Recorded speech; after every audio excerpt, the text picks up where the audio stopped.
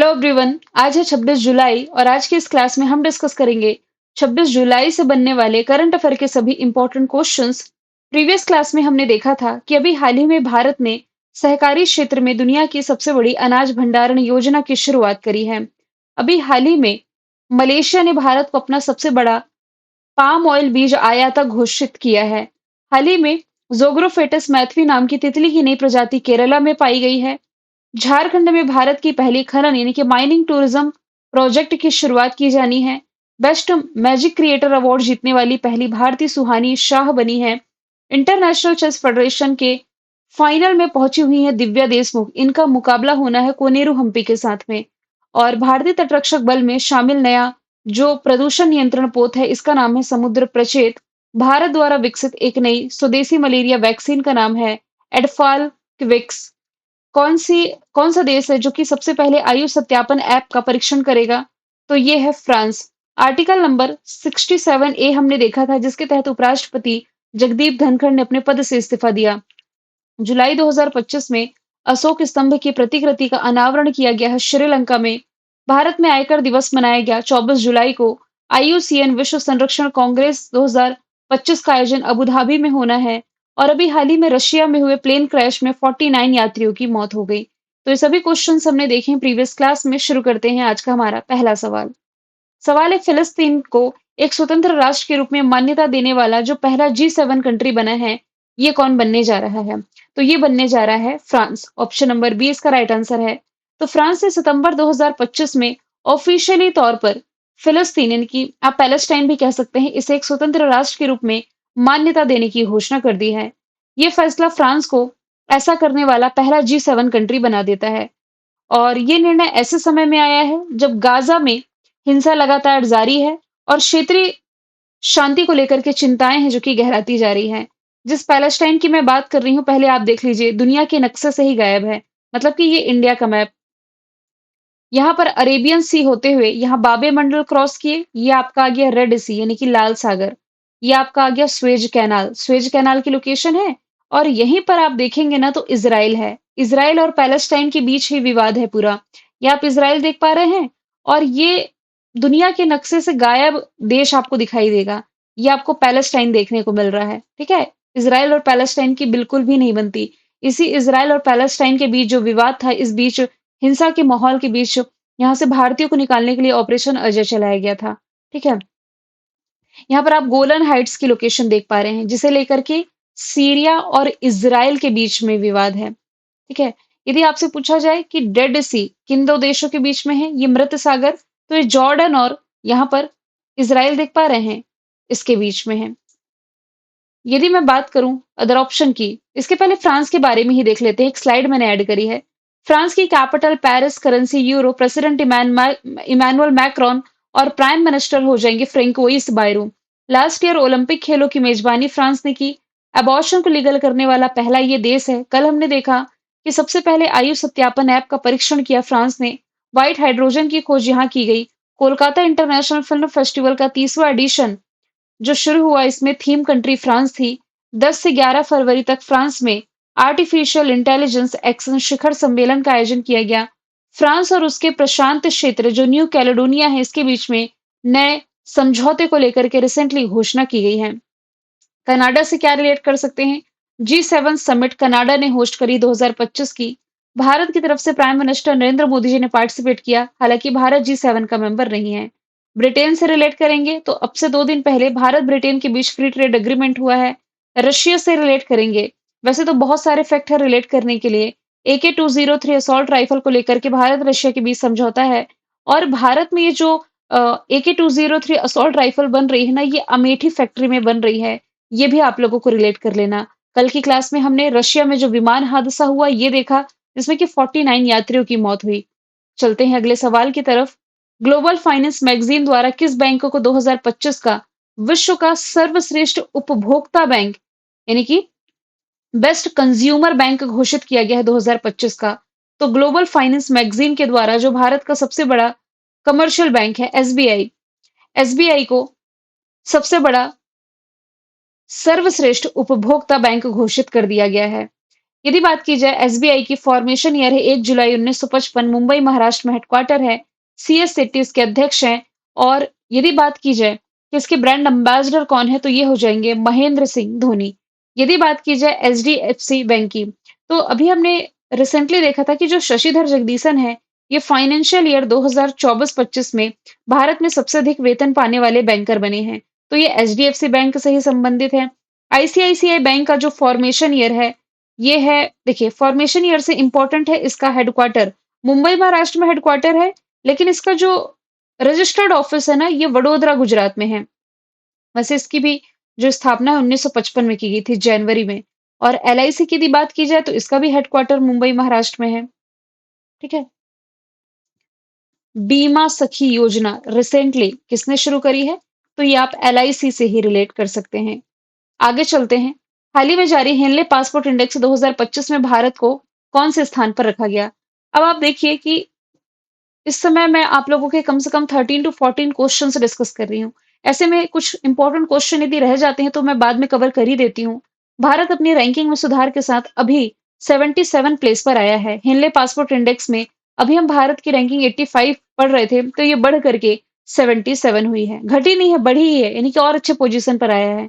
तो भारतीय पासपोर्ट धारक जो है, ये वर्तमान में 59 प्लेसेस पर वीजा फ्री आगमन पर वीजा सुविधा प्राप्त कर सकते हैं। या तो वीजा फ्री या वीजा ऑन अराइवल की सुविधा ये प्रोवाइड कराता है। नवीनतम आंकड़ों के अनुसार जो सिंगापुर का पासपोर्ट है, ये दुनिया का सबसे पावरफुल पासपोर्ट बना हुआ है। 227 स्थानों में से 193 यानी कि 193 स्थानों तक वीजा फ्री अराइवल की सुविधा ये देता है। पासपोर्ट क्या है, तो भारत सरकार के द्वारा एक जारी डॉक्यूमेंट है जो किसी व्यक्ति को विदेश यात्रा करने की अनुमति देता है। अभी सेकेंड रैंक पर ना दो कंट्रीज रही हैं इसमें, जापान और South Korea. Henley passport index में दूसरे स्थान पर है। 190 कंट्रीज में ये सुविधा प्रदान करता है। इसके अलावा 7 यूरोपीय संघ है या यूरोपीय यूनियन की 7 कंट्री जो तीसरे स्थान पर हैं, जिसमें कि डेनमार्क है, फिनलैंड है, फ्रांस है, जर्मनी है, आयरलैंड है, इटली है और स्पेन है। ये सब आपको याद रखने की जरूरत नहीं है। अभी भारत की रैंकिंग इसमें अच्छी हुई है, 77 प्लेस पर है और टॉप पर सिंगापुर है। इंडेक्स और रैंकिंग की बात की जा रही है। Recently gender gap report release की गई, ये 2025 की होगी, अपडेट हो चुकी है। भारत को 131वें स्थान पर रखा गया, टॉप पर आइसलैंड है। वैश्विक शांति सूचकांक में टॉप पर आइसलैंड, इंडिया 115 में है। सस्टेनेबल डेवलपमेंट गोल इंडेक्स में टॉप पर फिनलैंड, इंडिया 99।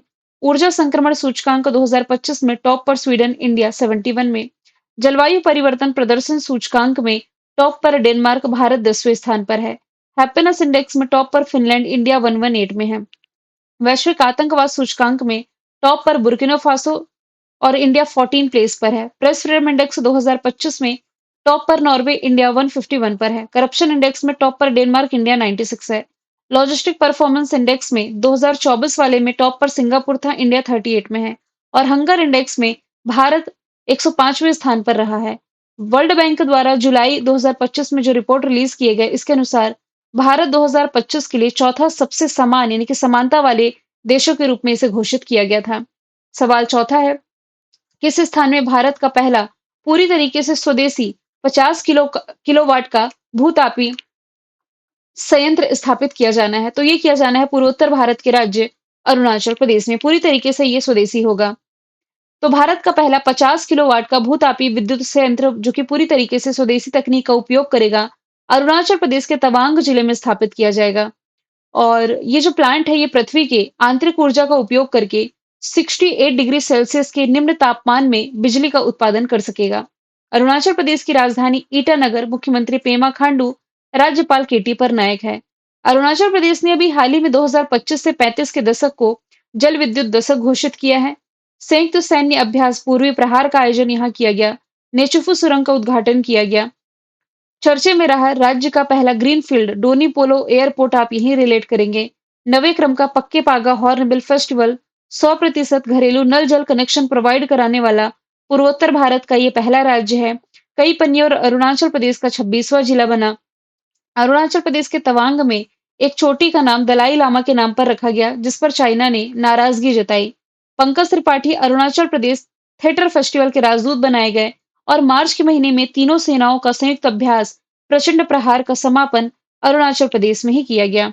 यदि आप रिलेट करेंगे मध्य प्रदेश से, तो इंदौर, जो कि लगातार 8वें वर्ष भारत का सबसे क्लीनेस्ट सिटी बना हुआ है, देश का पहला बेगर फ्री सिटी यही है।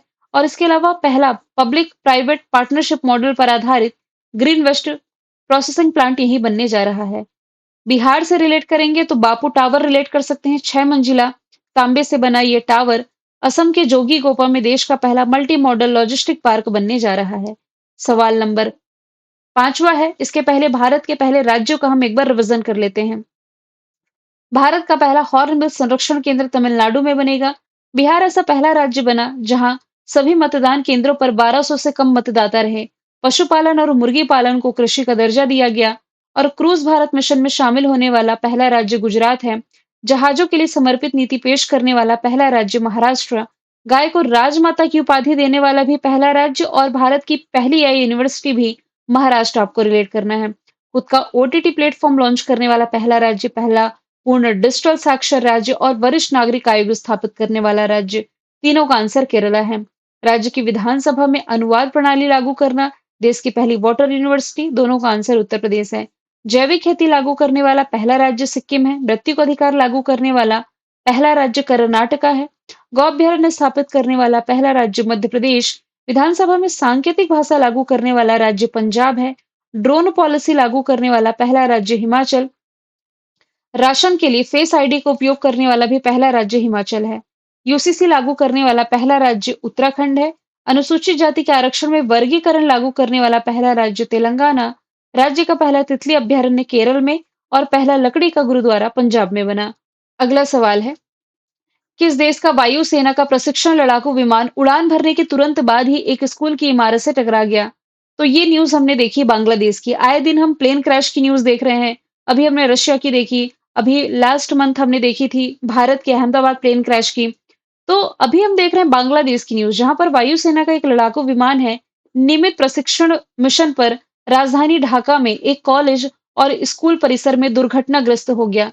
सेना ने यह बताया कि विमान में यांत्रिकी खराबी आई थी, यानी कि कुछ इसमें टेक्निकल फॉल्ट आया था, मैकेनिकल इशू आया था। कम से कम इसमें 31 लोग मारे गए हैं, जिसमें कि मोस्टली बच्चे थे। लास्ट मंथ अहमदाबाद में भी जो प्लेन क्रैश हुआ ना, तो ये मेडिकल हॉस्टल में ये जो विमान का एक हिस्सा गिरा था, इसमें भी अधिकतर स्टूडेंट की जान गई थी। तो जेन्स इंफॉर्मेशन ग्रुप के अनुसार उड़ान भरने के तुरंत बाद ये दुर्घटनाग्रस्त हुआ विमान F7 BGI एक हल्का लड़ाकू विमान था। बांग्लादेश की न्यूज है, तो जिसकी कैपिटल ढाका, करेंसी टका, प्रेसिडेंट शाहबुद्दीन चुप्पू हैं। बांग्लादेश का ऑफिशियल नाम है पीपल रिपब्लिक ऑफ बांग्लादेश। 98% लोग यहाँ बंगाली भाषा बोलते हैं, जो कि यहाँ की ऑफिशियल लैंग्वेज भी है। बांग्लादेश का राष्ट्रगान है अमार सोनार बंगला। नोबेल पुरस्कार से सम्मानित गुरु रविन्द्रनाथ टैगोर जी ने यह लिखा है। सुंदरबन दुनिया का सबसे बड़ा सदाबहार वन है। 40% हिस्सा हिस्सा जो है इसका भारत में है, बाकी बांग्लादेश में है। कॉक्स बाजार बीच दुनिया का सबसे बड़ा बीच है। बांग्लादेश के विकेट कीपर मुशफिकुर रहीम ने अभी हाल ही में ओडीआई से संन्यास लिया था। और अप्रैल 2025 में बांग्लादेश को ऑफिशियली तौर पर 2 वर्षों के लिए बिम्स्टेक का अध्यक्ष बनाया गया। आर्टेमिस समझौते पर हस्ताक्षर करने वाला ये 54वां देश बना। भारत ने रिसेंटली बांग्लादेश के साथ ट्रांसशिपमेंट सुविधा जो थी ये रद्द कर दी है। सवाल 6वां है, मालदीव में 60वें स्वतंत्रता दिवस समारोह में मुख्य अतिथि के रूप में किसे आमंत्रित किया गया? तो मालदीव में 60वें स्वतंत्रता दिवस के सम्मेलन में या इस समारोह में मुख्य अतिथि के रूप में प्राइम मिनिस्टर नरेंद्र मोदी जी शामिल हुए। मैंने आपको बताया था कि प्राइम मिनिस्टर नरेंद्र मोदी जी अभी हाल ही में 23 से 26 जुलाई तक यूके और मालदीव की यात्रा पर रहेंगे। तो यूके तो ये हुआ है जहां पर इन्होंने फ्री ट्रेड एग्रीमेंट किया। अब ये मालदीव के दौरे पर है, तो यहाँ मालदीव के 60वें स्वतंत्रता दिवस में मुख्य अतिथि के रूप में शामिल हुए। मालदीव की कैपिटल माले, करेंसी रुपया, प्रेसिडेंट इसके मोहम्मद मोइज़ू हैं। और यदि आप रिलेट करेंगे, तो मोहम्मद मोइज़ू सबसे लंबी प्रेस कॉन्फ्रेंस करने का वर्ल्ड रिकॉर्ड बना चुके हैं। मालदीव टूरिज्म की ब्रांड एम्बेसडर कैटरीना कैफ को बनाया गया। ई-कुवरीन अभ्यास है, जो कि भारत और मालदीव के बीच आयोजित किया जाता है। और मनी स्वैप फ्रेमवर्क को भी लेकर के भारत और मालदीव के बीच ही समझौता ज्ञापन पर हस्ताक्षर किए गए थे। दिल्ली की मुख्यमंत्री दिल्ली की मुख्यमंत्री खेल प्रोत्साहन योजना है। इसके तहत ओलंपिक और पैरालंपिक में स्वर्ण पदक विजेताओं को कितनी नगद राशि दी जाएगी? तो ओलंपिक या पैरालंपिक में जो भी एथलीट गोल्ड मेडल लेकर के आएंगे, उन्हें 7 करोड़ रुपए की राशि देगी दिल्ली गवर्नमेंट। तो गोल्ड मेडल के लिए ये है 7 करोड़ रुपए। जो सिल्वर लेके आएगा उन्हें 5 करोड़, और ब्रॉन्ज लेकर के आएगा उन्हें 3 करोड़ रुपए दिए जाएंगे। एशियाई और पैरा एशियाई पदकों पर भी यही बढ़ोतरी लागू की जाएगी। तो ऐसा फैसला भी दिल्ली गवर्नमेंट ने किया है। दिल्ली गवर्नमेंट ने, या आप ये भी कह सकते हैं कि लगातार होते वायु प्रदूषण से निपटने के लिए यहाँ पर क्लाउड शीडिंग को मंजूरी दी गई थी।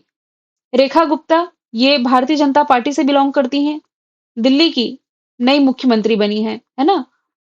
और 27 वर्षों के बाद दिल्ली में भारतीय जनता पार्टी की वापसी हुई, ये हम देख चुके हैं।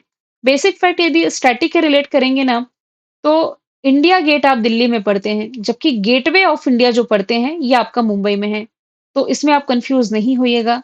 जो दिल्ली में नई संसद भवन बनी है, संसद भवन, इसके जो डिजाइनर है, इसके जो वास्तुकार हैं, ये हो जाएंगे विमल पटेल। ठीक है।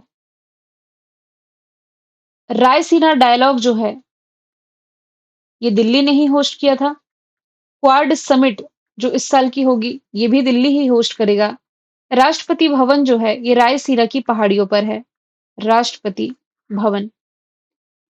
DRDO, defence research development organisation का जो हेडक्वार्टर है, ये भी आपका दिल्ली में हो जाएगा। जल थल वायु सेना तीनों का हेडक्वार्टर भी आप दिल्ली से ही रिलेट कर सकते हैं। पुजारी ग्रंथि सम्मान योजना लेकर के आई थी दिल्ली गवर्नमेंट। स्वदेशी एमआरआई मशीन जो है, ये दिल्ली में ही स्थापित की गई है। देश का पहला बायफेशियल जो वर्टिकल सोलर प्लांट है, दिल्ली में ही स्थापित किया गया है। सवाल 8वां है, हाल ही में रिटायर हुआ जो मिग 21 विमान था, भारतीय वायुसेना में कब शामिल किया गया? इसे 1963 यानी कि 1963 में शामिल किया गया था। ये भारत का पहला सुपरसोनिक लड़ाकू विमान था और 6 दशकों तक यानी कि 60 वर्षों तक वायु शक्ति का प्रमुख स्तंभ रहा है। इसे 1971, 1999 और 2019 के सैन्य अभियानों में सफलतापूर्वक प्रयोग किया गया और अब इसे आने वाले 2 महीनों में यानी कि सितंबर 2025 तक रिटायर कर दिया जाएगा, जिसकी जगह स्वदेशी जो तेजस मार्क A1 जैसे आधुनिक विमान है, ये इसका स्थान ले लेंगे। यदि बात की जाए यहाँ से इंडियन एयरफोर्स की, तो जो इंडियन एयरफोर्स है ना, 8 अक्टूबर को अपना स्थापना दिवस मनाता है। अमरप्रीत सिंह वर्तमान में इंडियन एयरफोर्स के प्रमुख का पदभार संभाले हुए हैं। और इंडियन एयरफोर्स से आप ये भी रिलेट कर सकते हैं कि राफेल विमान की जो 36 विमानों की डिलीवरी है, इंडियन एयरफोर्स को ही प्राप्त हुई है। राफेल विमान को लेकर के फ्रांस की दसॉल्ट एविएशन कंपनी के साथ समझौता है। लेकिन अब इंडियन नेवी को भी राफेल विमान की खेप प्राप्त होने जा रही है, 26 इनकी संख्या होगी। सवाल 9वां है, कारगिल विजय दिवस कब मनाया जाता है? तो ये हर साल 26 जुलाई को मनाया जाता है, कारगिल विजय दिवस। ये लद्दाख डिवीजन में कारगिल जिले में पाकिस्तानी सैनिकों को हराने के बाद कारगिल पहाड़ियों पर फिर से कब्जा करने की याद में मनाया जाता है, जो कि हुआ था 1999 में। उस समय देश के प्राइम मिनिस्टर थे अटल बिहारी वाजपेयी जी। तो भारतीय सेना द्वारा इस मिशन का नाम ऑपरेशन विजय रखा गया है, जबकि वायु सेना ने इसे ऑपरेशन सफेद सागर नाम दिया था। जुलाई महीने के अदर इंपॉर्टेंट डे का फटाफट रिवीजन कर लेते हैं। CA day, GST day, SBI का स्थापना दिवस, नेशनल डॉक्टर्स डे, ये सब है आपका 1 जुलाई को। 2 जुलाई है विश्व खेल पत्रकार दिवस, 4 जुलाई है यूएस स्वतंत्रता दिवस, 6 जुलाई है पहला विश्व ग्रामीण विकास दिवस, 7 जुलाई है वैश्विक क्षमा दिवस, 11 जुलाई है वैश्विक जनसंख्या दिवस, 12 जुलाई है मलाला डे, 15 जुलाई है विश्व युवा कौशल दिवस, 17 जुलाई है विश्व अंतर्राष्ट्रीय न्याय दिवस, 18 जुलाई है नेल्सन मंडेला डे, 20 जुलाई है वर्ल्ड चेस डे, 23 जुलाई है राष्ट्रीय प्रसारण दिवस और आयकर दिवस भारत में 24 जुलाई को मनाया गया। 10वां सवाल है, लगातार प्रधानमंत्री पद पर सबसे लंबा कार्यकाल पूरा करने वाले दूसरे नेता कौन बने हैं? तो ये बन गए हैं prime minister Narendra Modi. Option B right answer है। अब इसके बारे में थोड़ी डिटेल मैंने ऐड करी है कि प्राइम मिनिस्टर नरेंद्र मोदी जी ने एक नया कीर्तिमान हासिल किया, लगातार प्रधानमंत्री पद पर सबसे लंबा कार्यकाल पूरा करने वाले दूसरे नेता बने। इनसे पहले कौन थी? इंदिरा गांधी जी। तो प्राइम मिनिस्टर नरेंद्र मोदी ने पूर्व प्रधानमंत्री इंदिरा गांधी जी के रिकॉर्ड को पीछे छोड़ दिया है। तो प्राइम मिनिस्टर नरेंद्र मोदी जी अब यदि हम कहें तो 4078 दिन, 4078 डेज, ये देश की बागडोर संभालते हुए इंदिरा गांधी जी का जो रिकॉर्ड था 4077 दिन का, ये पीछे छोड़ दिया है। इंदिरा गांधी जी का यदि देखा जाए ना, तो 24 जनवरी 1966 से 24 मार्च 1977 तक लगातार प्रधानमंत्री पद पर रही हैं। लगातार प्रधानमंत्री के तौर पर देश की सेवा की। फिर उसके बाद दोबारा से जब ये प्राइम मिनिस्टर मतलब अगेन बनी है, लेकिन उसके बीच में ब्रेक आया था। 1977 तक रही, फिर उसके बाद 1980 से 84 तक रही। एक कार्यकाल और इन्होंने पूरा किया, लेकिन 2 कार्यकाल के बीच में जो गैप आ गया था, मतलब अंतराल आया था ना, इसलिए हम इन्हें लगातार काउंट नहीं कर रहे हैं। 11वां सवाल है, 20 जुलाई को हांगकांग में सबसे ज्यादा तूफान की चेतावनी जारी करने वाला जो तूफान रहा, इसका नाम रहा है तूफान विफा। ये वाला क्वेश्चन मैं ऐड करना भूल गई थी, इसलिए अभी ऐड कर दी हूँ। तूफान विफा के कारण हांगकांग में सबसे ज्यादा तूफान वाली चेतावनी जारी की गई और 200 से अधिक यहाँ पर फ्लाइट्स रद्द कर दी गई थी। हांगकांग में तूफान विफा के कारण ये जो चेतावनी जारी की गई, जिसके कारण हवाएं जो हैं 167 किलोमीटर प्रति घंटे की रफ्तार से भी ज्यादा चल रही थी। जितनी भी यहाँ पर फ्लाइट्स थी, सब कुछ यहाँ पर कैंसिल कर दी गई, रद्द कर दी गई। मोचा साइक्लोन ने प्रभावित किया था म्यांमार को, ये नामकरण यमन ने किया था। तो भारत ने यहाँ पर ऑपरेशन करुणा की शुरुआत करी थी। कहां पर? म्यांमार में। ऑपरेशन दाना का नाम कतर ने दिया है। ऑपरेशन तेज का नाम भारत ने दिया है। अगला सवाल है, विश्व खाद्य भारत का चौथा संस्करण किस राज्य या केंद्र शासित प्रदेश में आयोजित किया जाएगा? तो इसे होस्ट करने जा रहा है राजधानी दिल्ली। 25 से 28 सितंबर तक इसका आयोजन किया जाएगा राजधानी दिल्ली में और इसकी थीम रहेगी समृद्धि के लिए प्रसंस्करण, यानी कि प्रोसेसिंग फॉर प्रॉस्पेरिटी। दिल्ली क्या-क्या होस्ट करने जा रहा है, ये तो मैं आपको बता चुकी हूँ। आप ये याद रखें, 5वें क्रम का जो खेलो इंडिया यूनिवर्सिटी गेम्स है, राजस्थान होस्ट करेगा। अभी इस साल जो 38 नेशनल गेम्स थे, उत्तराखंड ने होस्ट किए और 7वें क्रम के खेलो इंडिया यूथ गेम्स की मेजबानी बिहार ने करी थी। मैंने कल आपसे पूछा था, आईएमएफ की डिप्टी एमडी गीता गोपीनाथ ने अपने पद से इस्तीफा दिया। इनके बैंक का नाम आईएमएफ है, ऑप्शन बी। आज का सवाल आपका है, इसरो और नासा का संयुक्त मिशन है निस्सार, ये कब लॉन्च किया जाएगा? आंसर इसका जो भी आप कमेंट बॉक्स में बताइए। मिलेंगे हम नेक्स्ट वीडियो में। Thank you so much.